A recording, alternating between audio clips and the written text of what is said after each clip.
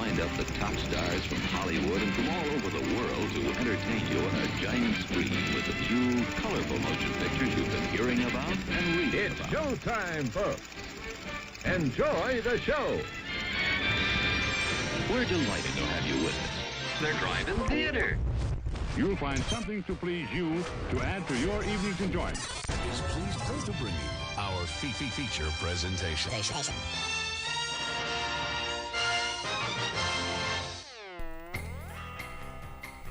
What's up, guys? We're here. It's Monday night. It's us. It's 8 o'clock. It's Monday. We're doing it. You're tuned into the Driving Speakerbox. I'm your host, Bo, the Boom Operator. I'm Slick Doggy, the Grip. And yeah, we are back. It is what is today? That's like November 29th. It's like going to be like the last show of November. And we're gonna be diving into December relatively soon. And it seemed like November just went boink and was gone. What happened to this month? Well, that's because you're a big time Halloween boy and you got Halloween pickup, and then once that's done, it's already Christmas, holiday time. I mean, Christmas kind of started early this year too. Yeah, they always do that. It was even earlier. Like it was November 1, and it was like dun dun dun dun dun dun. Ma, ma, ma, ma. Dog, it was Halloween night, and stores had Christmas stuff up. It was crazy, but we've got some show tonight. We're probably not going to be diving into a whole lot of news this week because we got a lot of stuff to talk about. We watched a lot of stuff this week. I went and checked out the new House of Gucci film in theaters this weekend. Also caught the new, it's only on streaming, but Black Friday with Bruce Campbell. And then I caught the second half of Masters of the Universe Revelations, which we talked about several episodes ago when the first part dropped. And I was just sitting around cleaning the kitchen, and I was like, well, I guess I'm gonna watch this. And you saw some stuff too. Yeah, I got caught up and watched King Richard. It's been out for 2 weeks, but I finally had a chance to watch it. So we got a lot of movies to talk about, you guys, a bunch of them. So buckle up for that. So we're gonna try and keep the news on the short. Sam over on Facebook says Bruce no-show Campbell, and that was during COVID. I guess he was supposed to be here in Arkansas at some Comic-Con or something, and he didn't show because of COVID. But yeah, Vince said got a corporate memo to start playing Christmas songs after Halloween this year. No, I was going to say that same comic thing, that Northwest Arkansas Comic Convention. The voice actor for Winnie the Pooh canceled on it too. Oh, bother! There was like one or two other people. They just it wasn't going to happen. I wouldn't want to. I don't think I'd ever want to meet Winnie the Pooh voice. I would want to meet Eeyore's the voice of Eeyore, because Eeyore's like the coolest. Well, like the guy, the OG emo guy. I don't know why I can't remember his name right now off the top of my head. He does the voice of like the hundreds of characters in the Hundreds of Acre Woods. Oh, all of the characters. But anyway, well, that's that. Comic-Con. There's like another one coming up pretty soon here in Arkansas. There's always something in there. Wasn't there one I saw like a poster and it was just like, meet the $1 Million Man, Ted DiBiase, and then some. What does that have to do with comic books? I don't know. So it's a crossover, man. Same demographic. It's like kind of shit people, that nerds like in one roof. Yeah, I mean the kind of people that are going to blow their money on action figures and comic books are the same people that are going to blow their money on wrestling T-shirts and title belts. Yep. Is your girlfriend watching? Because she would be chiming in real hard about this, I believe. Don't get her started on me wasting money on toys. Well, anyway, did you have any news this week to share? Oh, man. Any fun stuff? Any sad stuff? So much. Well, let's get the sad stuff out of the way first. Let's start with the sad stuff. Pour one out for the homies. Yeah, most recently, there was the passing announced today of David Gupilil, who the name might not sound familiar, but he is the Aborigine friend of Crocodile Dundee. Famous for the line, "Need salt." Yeah, from the first Crocodile Dundee movie, but he was also in both incarnations of Storm Boy, which also has a really good video game out there that you can play.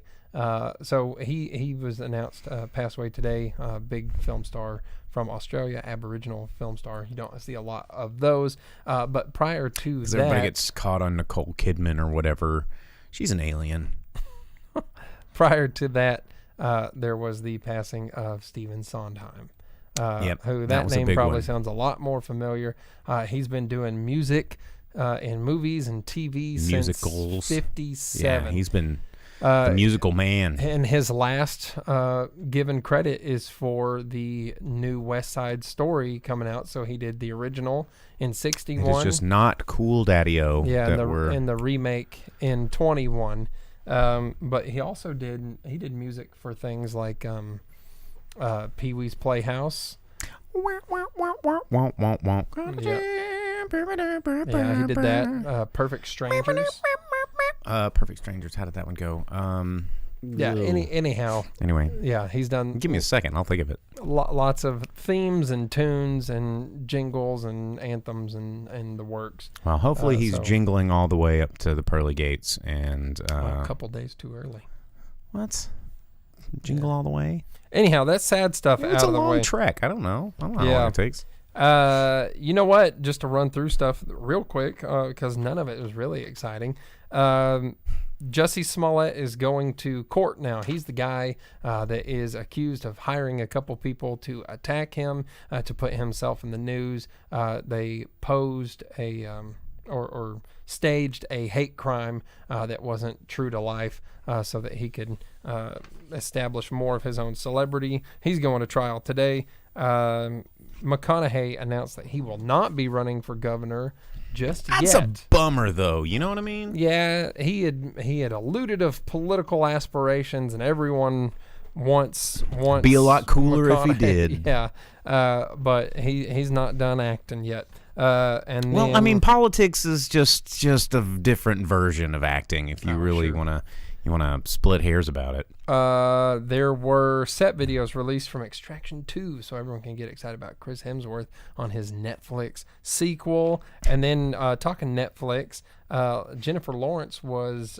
confronted with the notion that Leonardo DiCaprio was paid $5 million more than her on a movie that she has top billing on a Netflix movie, and she snapped back with that she thinks that is A-okay because Leonardo DiCaprio's name on the marquee is going to get more viewers than hers. And it's Leo. Yeah. It's Leo. And with their profit tied somehow to viewership, since it's a Netflix thing, I'm sure that just gets her more money. And she's the one that got herself top billing. So she worked hard to get what she does have, and she's okay with that. Probably a lot of controversy going to come from that type of thing. But then, you know what? Fun stuff. Actual fun things. News. So this past week, SpaceX helped NASA put a craft into space to intercept asteroids just to see if it Just can like be done. Armageddon. Just like Armageddon. Just like that other movie that was just like Armageddon. Deep Impact. Yes. So they're doing it for real. And, life imitating movies, that's fun. But they're seeing, hey, just in case we need to, it might be nice to know if we can, instead of it coming to like the movies where they're like, well, we just got to see. You know, it reminds me of this book, and I think I've mentioned this book before on the show, but I've been doing this show for 1,000 or more episodes, so I'm pretty sure I've mentioned this book. But it's from the guy that wrote The Brave Little Toaster and did all that stuff. I mean, he's kind of a psychopath. Really? But a little bit, yes. But he wrote this really cool book about science fiction called The Dreams Our Stuff Is Made Of, and it's about how science fiction affects science fact.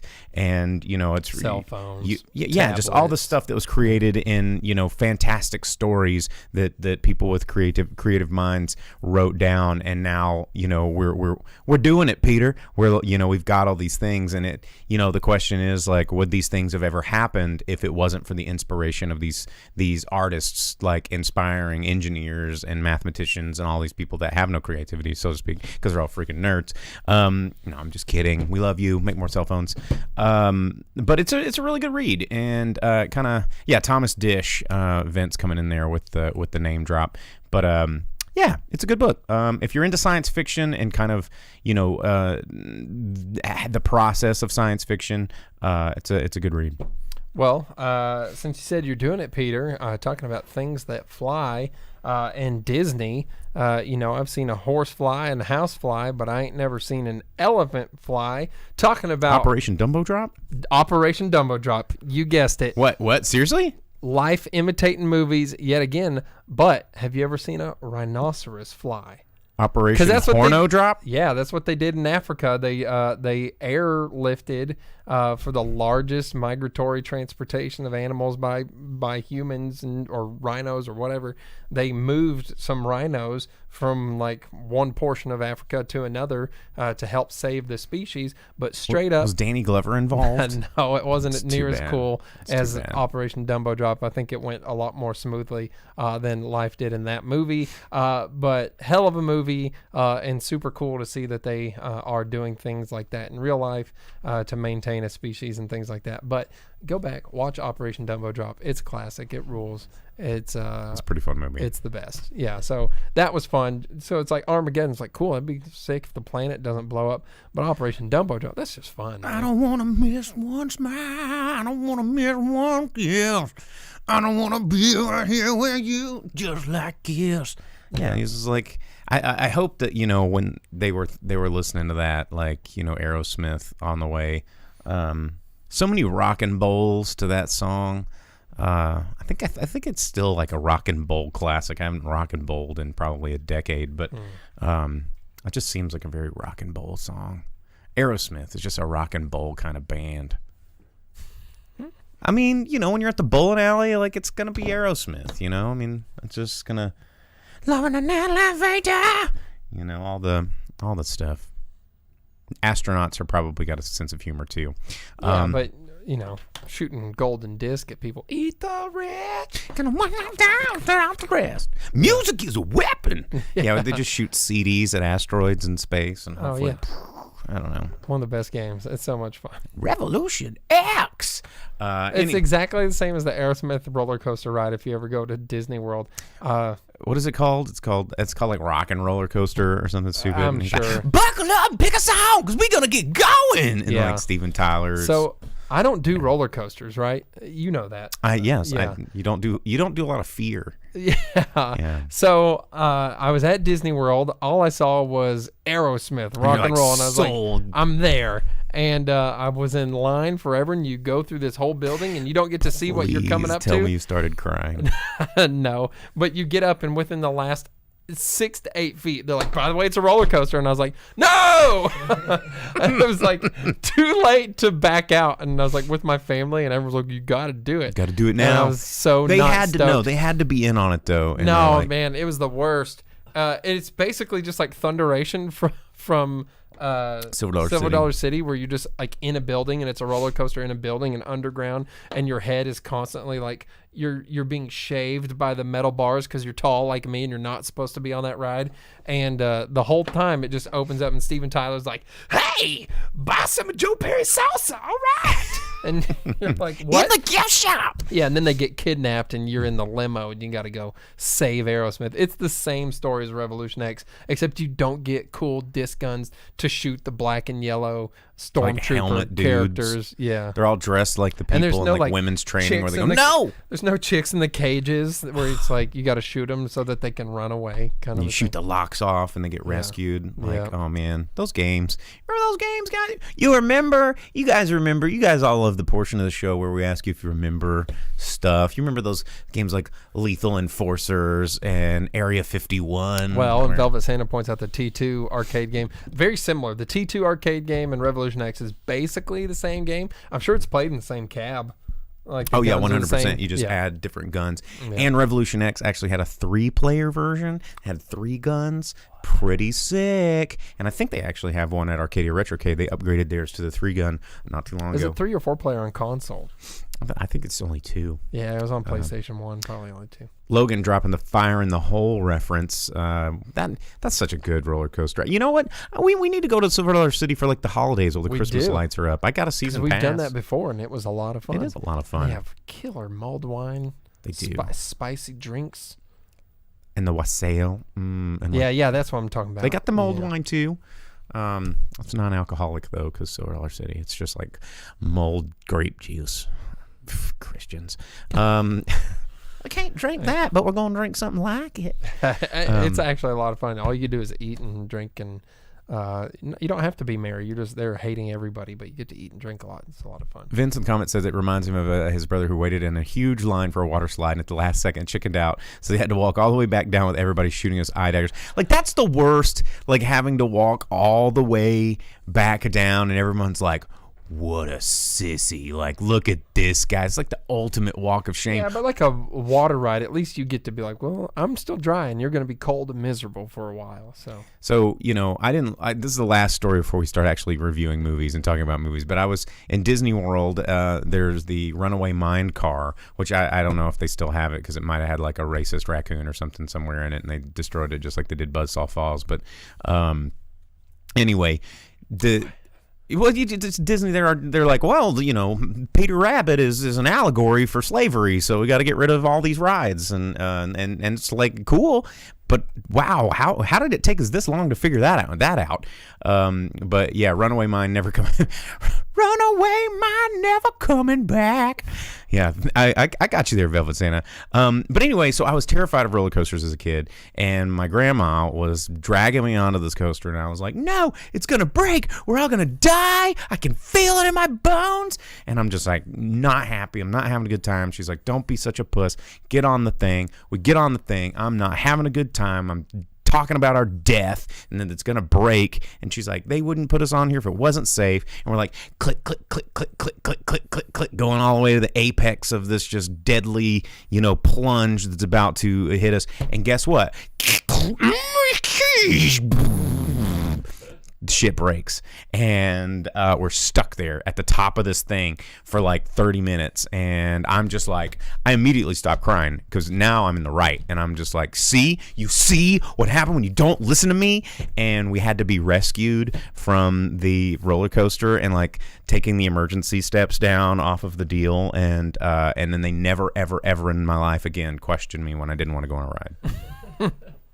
That's right. I don't know if I like fire started that shit or carried it somehow, or I was just like by the sheer force of will, I broke the ride. I'm like, but whatever. I didn't have to ride that roller coaster. I went back as a grown up and rode it, and it was hella fun. But whatever, roller coaster stories. Let's talk about movies that are coming out this weekend, because there are movies coming out this weekend, and we could talk about roller rides for, I don't know, the rest of the show. Well, Vince said, hold on though, how happy would you be if you became Ghost Dad, basically? Got to be like, see, as long as I could reach through a phone and like, you know, scare someone, that would be cool. All right, but movies this week, not Ghost Dad. We can't watch Ghost Dad anymore because that was a Bill Cosby movie, so that movie's dead to us, even though it's a really good movie. Movies this week, not a whole lot of big stuff coming out this week because, you know, we had a whole lot of movies coming out last week, but there are a few. What movies came out last week? Well, there was just a bunch of movies that came out last week. Yeah, but like House of Gucci's like the only one that you could actually... There was House of Gucci, and then The Encanto, and there was one other one, that Resident Evil. Yeah, I remember we went through a whole list, but all of them were like... Yeah, Resident Evil not doing very well. We'll talk about that in the box office roundup. But even though reviews coming out are saying that it's actually, you know, the kind of video game adaptation that the franchise deserved, but nobody's really. I think we've missed the boat on Resident Evil, and they already beat it into the ground with all the Jovovich versions. Yeah. Let's see. I don't think any of these are really coming out in wide release except for one, maybe, because they're all kind of art house films. But there's one called Wolf from director Natalie Biancheri. This one I know for a fact is not coming out in wide release, but it's kind of a art house drama about a boy who thinks he's a wolf. There's Silent Night from director Camille Griffin. It's they are kind of doing a Christmas gathering, and everyone's gonna die. So, you know, your fun family gathering Christmas horror movie that, I don't know, that I think if it did make it into the theaters, people go see it because Christmas horror movies are fun. There it is, that. But the other movie that actually looks really, really good and it's got the one and only Simon Rex. If you don't know Simon Rex, a.k.a. Dirt Nasty, a.k.a. really hilarious dude, a.k.a. former pornographic actor, returning into a film called Red Rocket, where he plays this kind of washed-up porn star returning to his hometown in Texas and trying to reintegrate into life, and then meeting some love interest and all this stuff. But the trailer looks really good. And Simon Rex looks like a good movie. Yeah. I mean, Simon Rex. He's kind of like what's the. He was real big back on Vine. If you remember Vine, he was a big dude on there. He's friends with like Macaulay Culkin and stuff, I think. They do a bunch of things together. He's just like a cool dude. Vince says, I only know Simon Rex, the MTV VJ guy. Is that the same guy? Yes, same guy.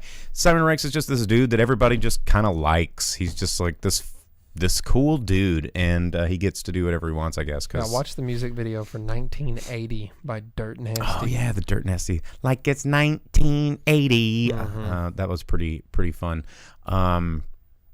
Let's see. McLean asks, is Benedetta getting a showing at NWA? I don't think it's been announced. If it is, it's probably going to be like one weekend at Malco, and we're not going to get any advertising about it. It's just going to happen. You got to do like me and just check every week. Check every theater for the week. Go through, change the day, so you can see what's coming out. Because sometimes they'll have like a 1 or 2 day showing type deal. Even like Fathom events only show up on the day that you select. So, but you can at least go to Fathom events and pick that out. But some of these they'll do it. Yeah, they'll do it just like on a Tuesday or a Sunday, and you won't know unless you're looking. Yeah, like the all the Indian films, foreign films and stuff. I have to do that a lot. Just check. And Malco, our regional Malcos, they do have it where you can just hover over the now playing, and it'll drop down. It'll show all movies that are showing at every theater, and you can click on the movie, and it'll show you each theater that movie's playing at. So a smaller movie like that, or a foreign film, it'll list the 2 to 5 theaters that it's showing at, so you can see if any of them are the ones that fit where you are. Yeah. Well, that's what's coming out in theaters this weekend. We just got out of a holiday weekend. We'll talk about those holiday box office numbers at the end of the show, but let's talk about some movies that we saw. We'll start with the TV show. I'm going to just go real quick through the Masters of the Universe Revelations Part 2. If you rewind back in previous episodes when we talked about the new Kevin Smith Masters of the Universe, there's a lot of Masters of the Universe stuff right now. It's weird. There's like a CGI show. There's this cartoon show. There's like another cartoon show. There's like 3 Masters of the Universe things going on right now. Going back to wrestling toys earlier, WWE has a whole Masters of the Universe toy line of the wrestlers. Yeah, weird. But Kevin Smith, everybody got really excited about this one. And early reviews of the first part was a lot of like screaming man children being like, "Oh, it's too girl centric," blah blah blah. But we both kind of were like, by the end of that first part, kind of in on it. Although I was still like, well, where's He-Man? Despite the fact that Kevin Smith was. He verbally said that he was trying to ruin it because he never liked He-Man. Yeah. Despite Kevin Smith's involvement in it, it wasn't bad. But you had things like Kevin Conroy and Tony Todd. Definitely some really good merit in the show. Big voice actors doing a killer job. Mark Hamill. Oh yeah, Skeletor. Come on, Yeah. Couldn't be a better one except Lena for the original. Headey is Evil Lynn. Evil Lynn, yeah. And in this one, part 2, man, it really kind of sticks it's not done, but it sticks the landing on bringing back any sort of lull that the first one may have put in anybody's head. It's action packed, lots of He-Man, lots of Skeletor, lots of universe building, lots of cameos from characters that you may have remembered the toy. There is a hilarious line, and I was like, I even Googled this line because I was like, how on earth did they let this slide? And then there's an interview with Kevin Smith going, yeah, we put this line in here thinking that it was going to get removed. We were like, no way anybody's going to let us keep this line. But it got all the way to the show, and they were like, we cannot believe it got there. But it was Fisto. If you remember Fisto, he's the dude that has the big, stainless steel fist that he punches stuff. And he always make fists puns in the little comic books that you would get. But then there's a scene in this one where Skeletor's coming out, and he's just like, Skeletor comes out, and Fisto goes, I really want to fist him. And you're like, what? And he goes and fists him, and it's really gross and weird, but it's fun. Fisting joke, and they let it happen. So anyway, it's if you caught the first part, I'm not going to go into a big detailed review about this, but I'd say it's a fun hour and a half watch. It's like 6 20-minute episodes or something, not very long. And you get some of that good He-Man Skeletor action. That's what you're. Lisa asks, "What's fisting? Explain it, please." Well, no, I'm just gonna. No. Well, I mean, if you're tuned into the live stream, no, this is a family show. There's more movies. It's like a little bit of this, so you know. It's like also unacceptable. I'm just doing this. No, also unacceptable. You cannot Italian hands on. It's just live. Well, you're describing it. I can't. I was about to explain fisting. That just got a subscriber. See, thanks. See, I know how to get those subscribers. Anyway, thanks, Loge Web, for hitting me with that sub. Anyway, yeah, you talk about a movie. Hey, I watched King Richard. I can go through pretty quick too, because it's been out for 2 weeks now. We didn't get a chance to watch it the first time around, but it is a biopic, and of course, as being a biopic, and especially a modern one, it takes liberties, so don't expect it to be gospel of these people's lives or whatever, but it is the story of Richard Williams and his training of his daughters, Venus and Serena, who you are all very familiar with, I'm sure. You can't turn on the TV without getting away from them. They're in everything. Will Smith been putting his foot in his mouth a little bit lately. A lot of people not so happy with Will Smith. Well, including one of Richard Williams' daughters from a previous relationship prior to the one that produced Venus and Serena. One of their half-sisters is not happy about Will Smith for deciding to make the movie, but whatever. It's not a bad movie at all. It's a pretty good movie. It's a decent story. You get to see... really, it's a story of Richard Williams and the early onset of the success that Venus will achieve with talk of where Serena's headed. So you get to see all that. I like how we both watched biopics this week. Oh, yeah. Yeah. And it's put against, of course, it starts out in like 1990. They're in Compton. So you see everything that's going on at the time, the reason that they projected what the future would look like in Predator 2 and Demolition Man the way that it was. So, it's not the best place for the kids to grow up, and you see how they do everything they can to get out of there and the troubles they have there and racism that's abound and things of that nature, but it's all put against the real life story of these peoples, and I'm sure that's part of it that they couldn't escape. And they do it really well. They do it really well to balance it and make it an entertaining movie, but impactful at the same time. They did pretty good. It's not a bad movie. It's worth a watch. One of them feel-good jams. Yeah. And it is one of those that was on HBO's slate of being released this year, both in theaters and simultaneously on HBO Max. So if for some reason you can't make it to a theater, it is available streaming. It probably wouldn't be bad to watch in a theater. There's a lot of sports arena things going on, so worth a watch. I liked it. Velvet Santa on Twitch asks, how would it rank on your top 10 biopic list? Probably pretty low, I would guess, right? I don't know, man. How many biopics do you like a biopic guy? Do you have a list? I mean, you don't strike me as a guy. Doors is probably towards the top. Doors is pretty cool. Because The Doors is like a good one, because you get to see that Jim Morrison sucked, which is like a good way to portray stuff instead of being like, the Queen one, the Freddie Mercury one that they did. What was that one called? The one that came out like a year or two ago? Yeah, and then there was the... that one sucked. That one was not true to life at all. And there was the one that came out not too long ago with Rocket Man. That one came out. I never got to watch that one. Yeah. There's supposed to be a Bowie one coming out before long. Bowie. Yeah, I don't know, it's man. My biopic. I'll have to make a list, but I would say Doors is towards the top, and I'll figure out the rest from there. It's not bad. It's an enjoyable movie, at least. Wow. My biopic was not a feel-good biopic at all. Yeah.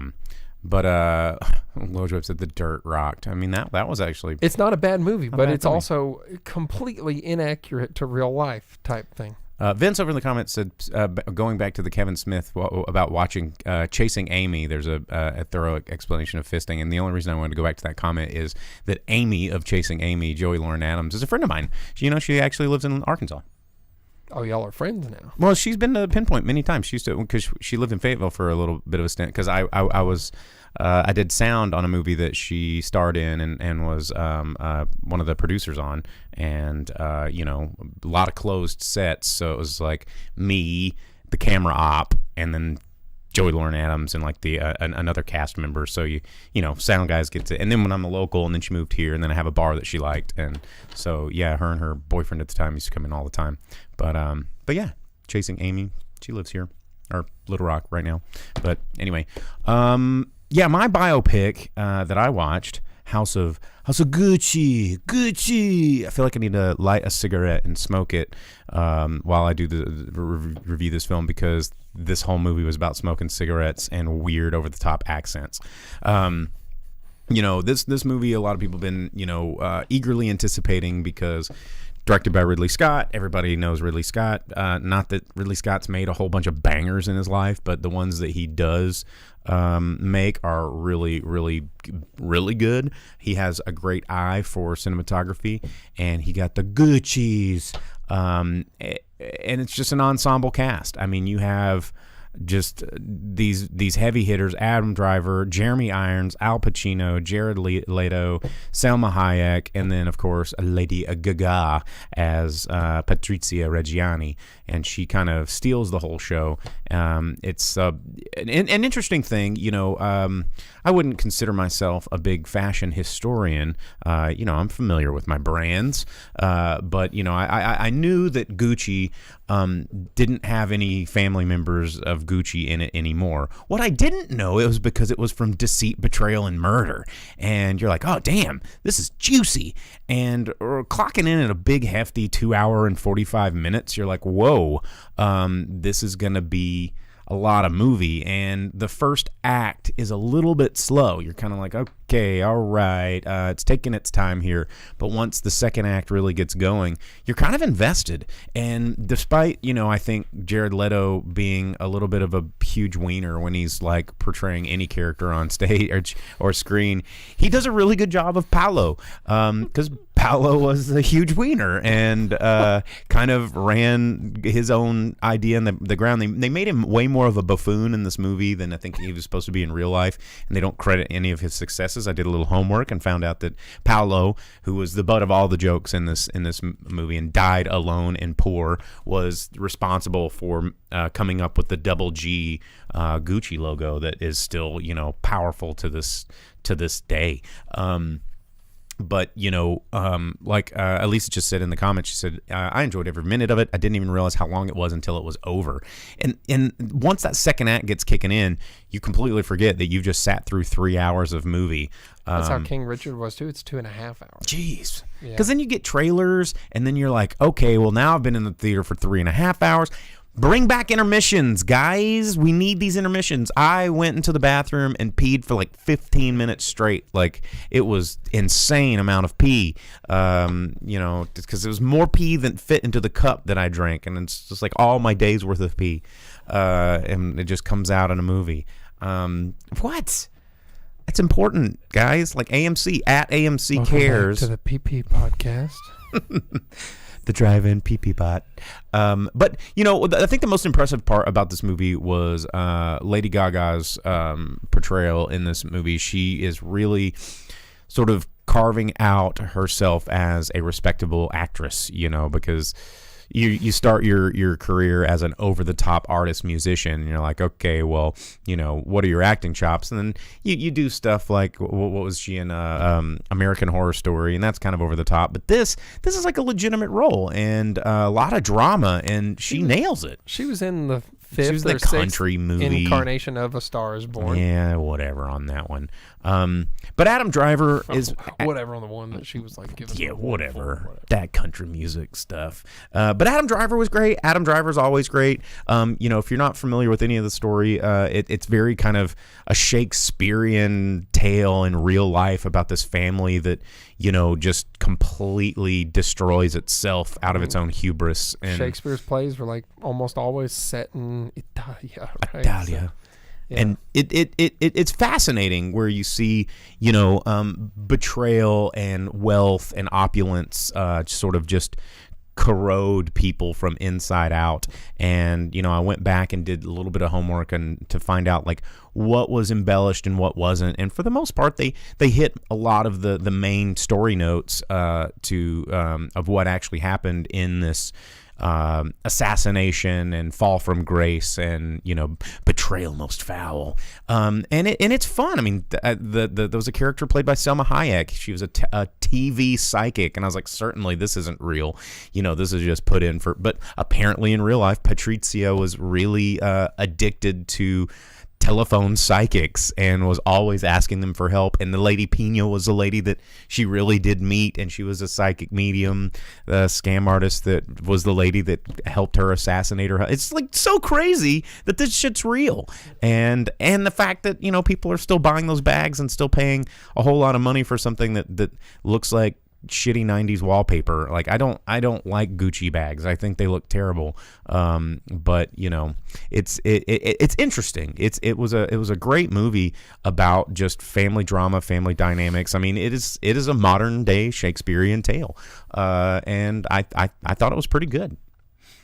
So yeah, if you're in for a drama, if you're in for a little bit of Shakespeare and you're in for a little bit of fashion knowledge, you could check it out. One thing that bothered me in the theater, and I hate this about period pieces because I completely blame, and I could see it on set where there's like it's so much time has passed to certain eras of time where you think what's going on in that era, like, oh, we're going to make a movie about the 80s, and then you do all this stuff that you think is the 80s, but it's really like the late 90s or early 2000s idea of what they thought the 80s was. And so there was a scene at the very beginning that took place in a 1970s like nightclub, which is where Maurizio and Patrizia met, and which was true. But at this nightclub party, there's a lot of LED fancy laser light shows going on, and I'm like, as a guy who was really obsessed with early DJ culture and club culture in the 60s, 70s, and 80s, I've seen and I've seen pictures and videos of. There were no LEDs; it was all incandescent. There was no moving laser lights. There was none of that. It was all very incandescent, and like Studio 54 was actually not that exciting of a visual like lighting place. It was just a cool vibe and place to be. But man, they had all the disco lights going as if you were at a Marshmallow Top or Mellow Head or whatever his name is, Marshmallow. He's cool with the kids these days. Well, it's like Velvet Santa pointed out, like the arcade in Wonder Woman 84 or the video rental store in Captain Marvel. Those are the ones that come to mind because they had posters and standees and advertisements set up for things that had yet to exist at that point in time.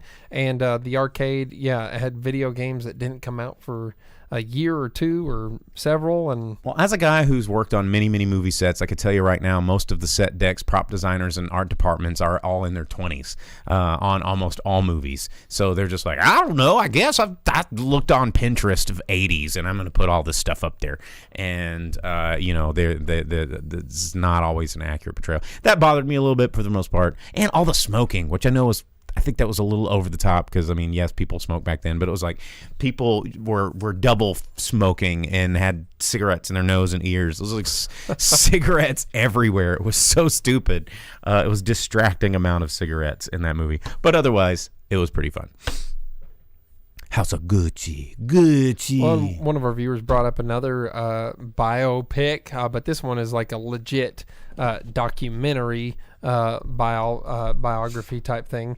The Beatles Get Back that was released on Disney Plus. Hey, thanks Disney for the Plus gifted sub there, Logan. Oh yeah, thanks.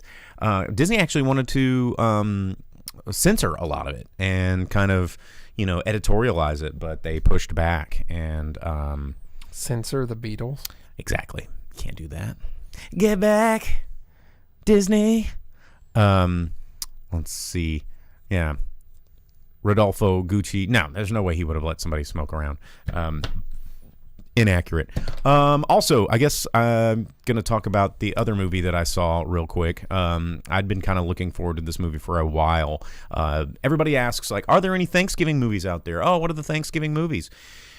There was a new Thanksgiving movie that came out starring Bruce Campbell. Bruce Campbell, everybody's favorite. He was all like, I'm gonna get out of this business. I'm tired of fighting zombies and dressing up like a grocery store clerk to fight zombies. I'm too old for this shit. And then this movie comes out, and he is a manager of a toy store fighting alien zombies. And I'm just like, Bruce, come on, man. But this movie's called Black Friday. It's about a group of toy store employees protecting each other from this kind of parasite-infected shopper situation. It's kind of an indie film, not a whole lot of big famous cast members except for Michael Jai White, who is in this movie, and he's awesome until he's killed. Almost everybody's killed in this movie. Kill Michael Jai White. That's a good question. The only time that's acceptable is at the first 5 minutes of Spawn. Yeah. But of course, Bruce Campbell is really the endless fries of the game. That's what gets you into the seats. He's the yeast rolls that you're coming for. And he's great. Bruce Campbell's great. He's always great. But he doesn't play an Ash-like character. He's actually kind of a piece of shit, store manager that he excels at that character archetype. But most of the film revolves around Ken, who's the aging young rebel who still works at this toy store after 10 years and tries to be like the hip older guy with the teenagers. And, there's the love interest and the nerdy, quirky, like germaphobe kid that somehow managed to be invincible through the whole thing. I like that. Yeah. But he is a huge nerd. I don't like that.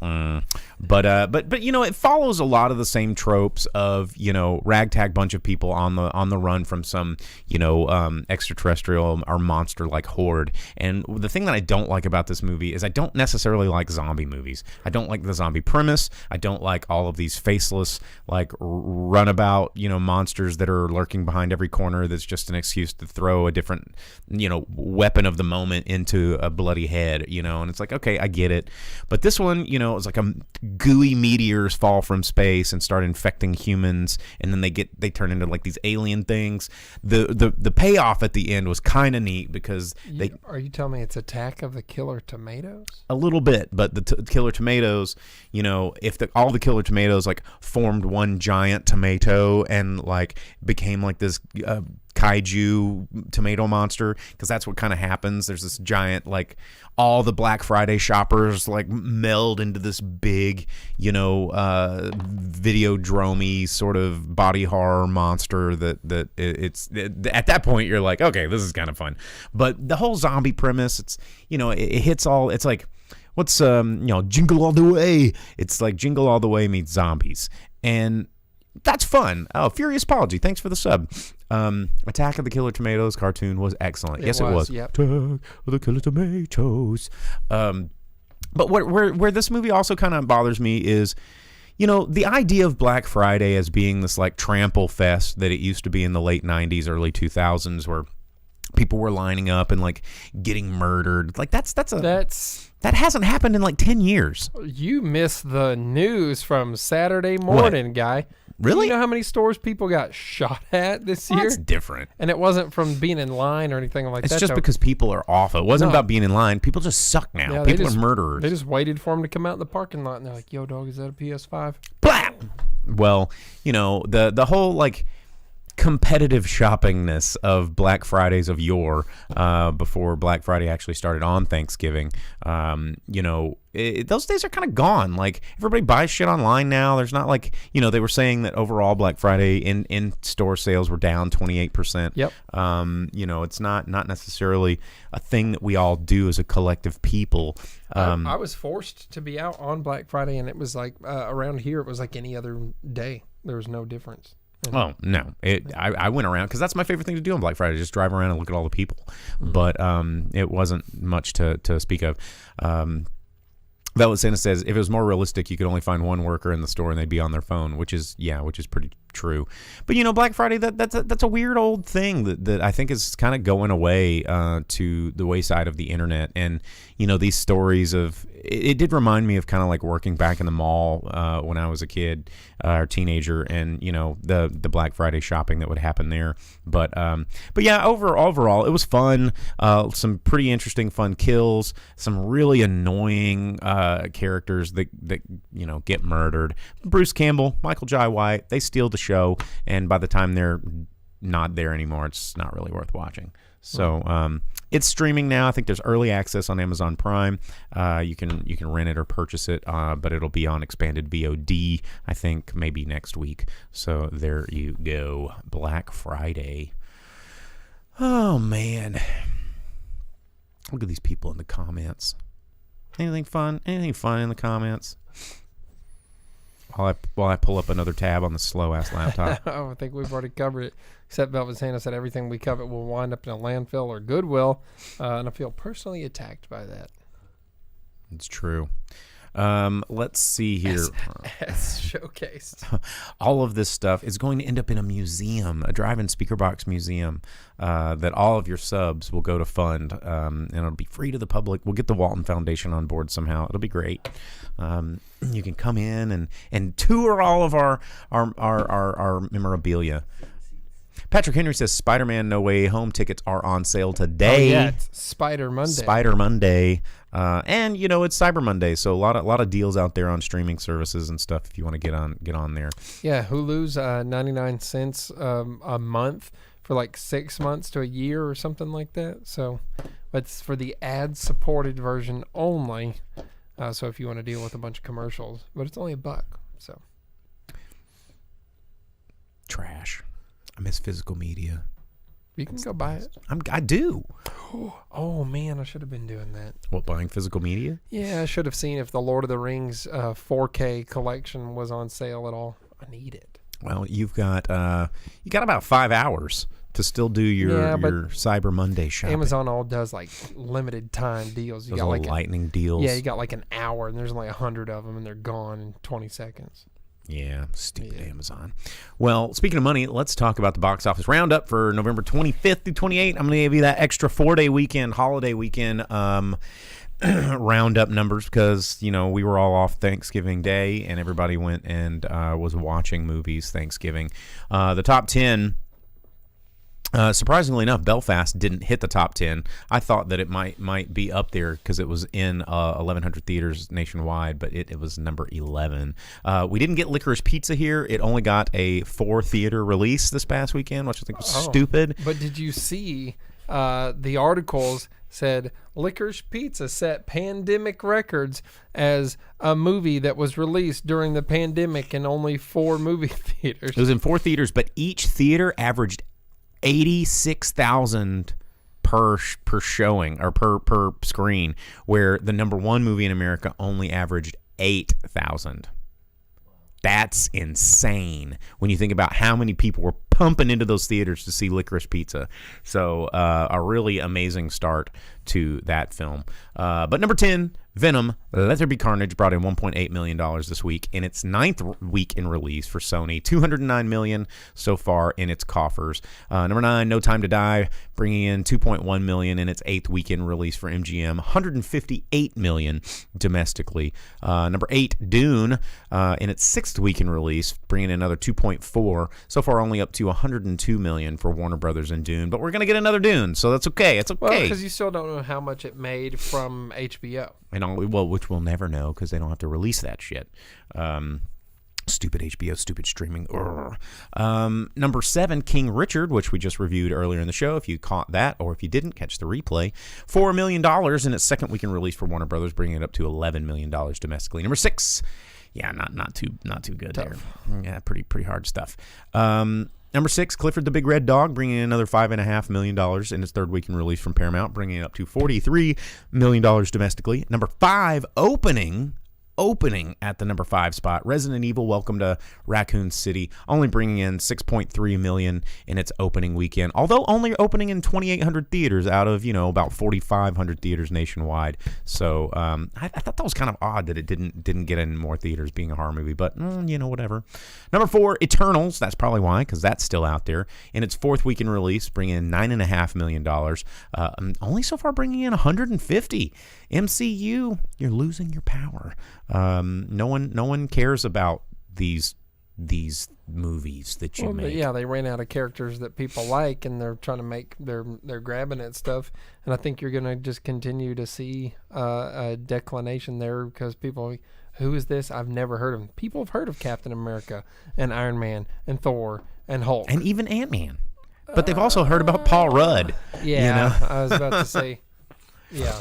Well, Ant-Man it was trying to get made like 10 years before the first Ant-Man, or 10 years before Ant-Man actually got released. There was an Ant-Man movie trying to get made before Iron Man.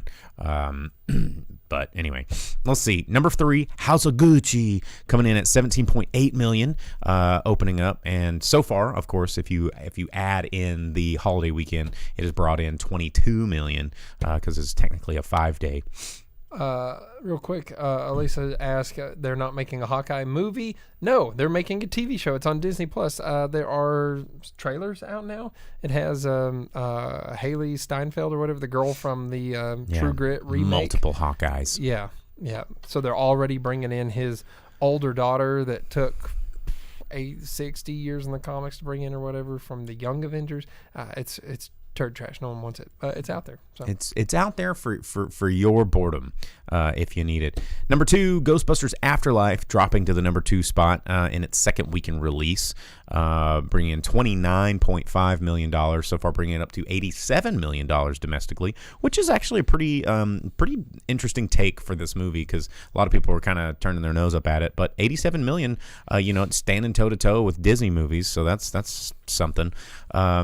Yeah, $87 million domestically with Ghostbusters. You can check out our review on the previous episode of the Drive-In Speakerbox if you want to hear our thoughts on Ghostbusters. And the number 1 movie in America for the kids, which I suspected because it's a holiday movie. I actually thought Ghostbusters would be a little stronger, but $29 million is only a few million behind the number 1. So my theory checked out.